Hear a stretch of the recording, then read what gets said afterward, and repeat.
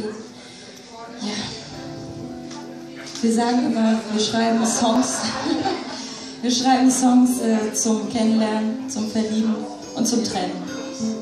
Und das ist ein Trennungssong, glaube ich. Je nachdem, jeder interpretiert das ja auch anders.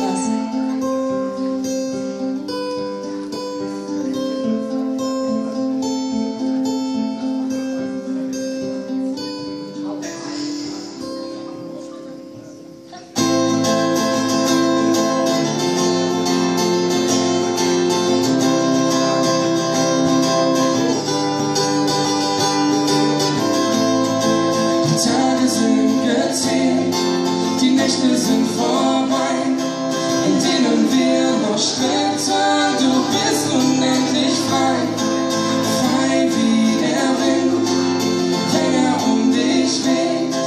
Ich will zurück zu dir, doch du hast dich weggedreht. Es ist schon komisch, denn du bist nicht mehr bei mir. Und wir können bleiben, doch was nützen sie mir hier? Ich wollte dir immer ehrlich sein, und so nicht bleiben. Und nun steh ich hier ganz allein, wenn ich dich jetzt wiedersehe. Und nicht reden, denn es tut so weh. Wenn du nur hören könntest, was ich zu sagen habe, würdest du verstehen, warum ich all das tat.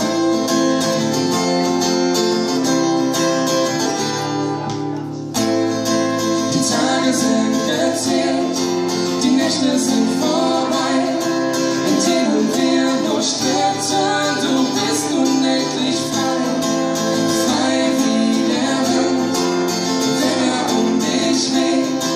Ich will zurück zu dir, doch du hast dich weggedreht. Gefühle kommen und gehen, ich kann es nicht verstehen.